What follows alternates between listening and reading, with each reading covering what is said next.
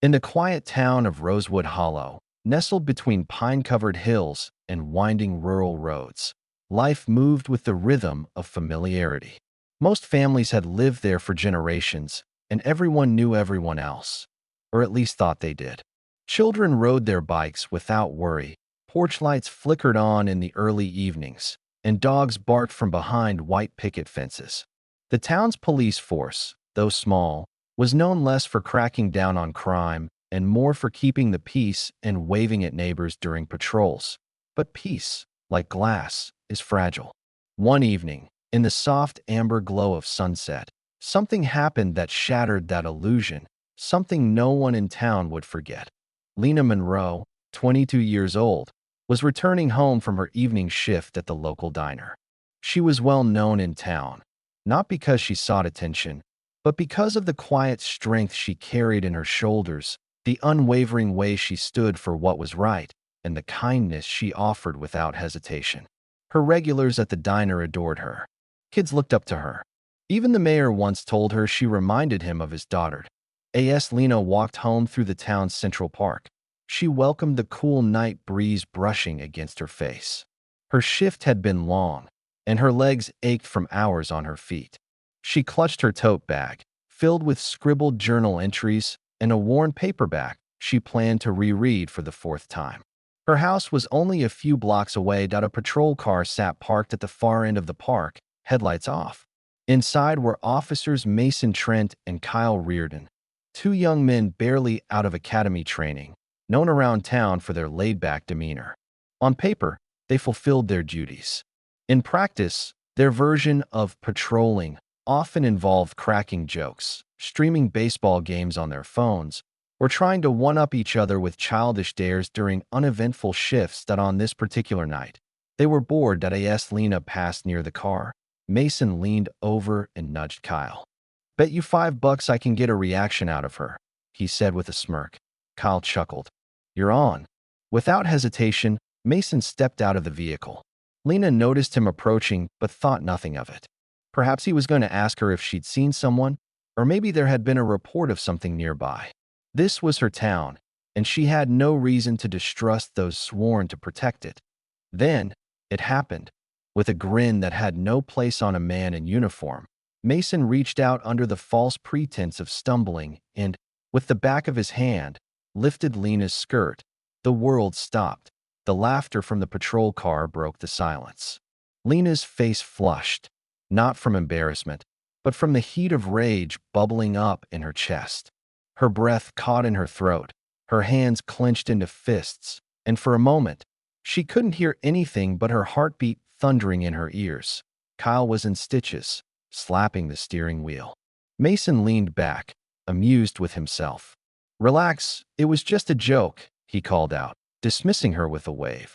Lena looked him dead in the eye. "You'll regret that." Her voice was quiet, steady, but it cut sharper than any scream could have. "Oh, come on," Mason scoffed. "Don't be so dramatic." Without another word, Lena turned and walked away, her stride rigid and controlled. She didn't yell. She didn't cry. But her silence wasn't acceptance. It was resolve. What the officers didn't know was that Lena's father wasn't just another resident. He was General Victor Monroe, retired Army, now serving as Director of Law Enforcement Oversight for the state.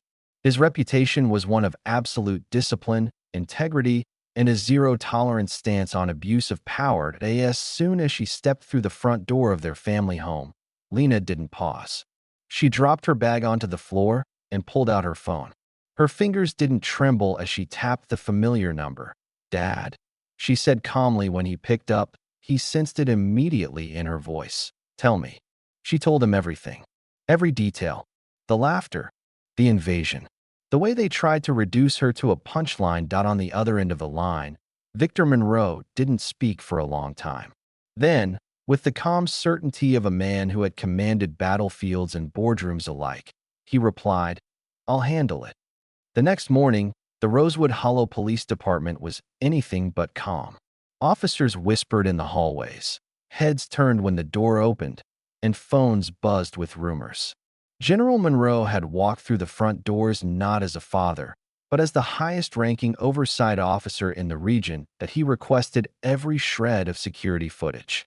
He asked for every body cam recording. Witnesses were interviewed. Timelines were reconstructed. Statements were verified. Nothing was left to speculation. By noon, Mason and Kyle were summoned to the chief's office. When they entered, Victor stood behind the desk, arms crossed, face unreadable. He didn't ask them to sit. "You have disgraced the badge," he began. His voice was not raised, but every syllable carried the weight of a gavel. "You treat that uniform like a joke, like it entitles you to act above the law. But you forget, it is not a weapon.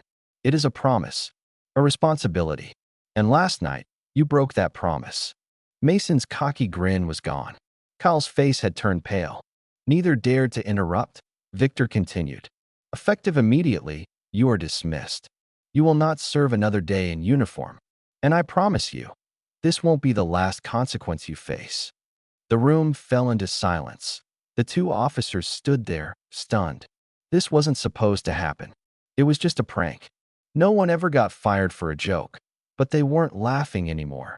Within hours, their names were removed from the department roster. Their lockers were emptied. Their radios and weapons were turned in. The town buzzed with the news. Some residents were shocked.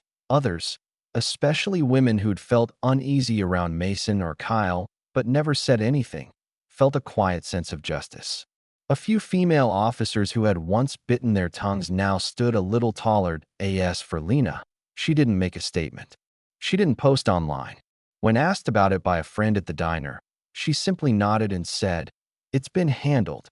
She wasn't seeking revenge. She was demanding respect, and she had gotten it. Over the weeks that followed, things began to shift in the Rosewood Hollow Police Department. A new training module was introduced, mandatory for every officer, new and old. It focused on ethical conduct, respect, boundaries, and how easily authority could become abuse if not tempered by humility. That a new oversight panel was formed. Anonymous complaint protocols were implemented. Officers were reminded that power unchecked is power abused, and everywhere you went in town, there was a story quietly passed around about the two officers who lost their careers over a harmless joke, and the young woman who didn't scream, didn't beg. She just made a single phone call. Her name became a quiet symbol, not of revenge, but of resolve. The park where it happened didn't change. Children still played on the swings. Couples still strolled hand in hand. But the bench near the west trailhead bore a small plaque months later. It read, "In honor of integrity, in defense of dignity. May we all remember that silence is not consent." To anyone passing by, it might seem like an ordinary bench, but to the people of Rosewood Hollow, it was a reminder that respect is not optional, that uniforms are not shields against accountability, and that those who misuse power will always be held responsible. Lena Monroe never saw herself as a hero. She just did what she believed was right. She believed in justice not as a concept written in textbooks, but as a reality that people should live by every day, whether someone is watching or not. And because of her, Rosewood Hollow would never be the same again. End of rewritten story.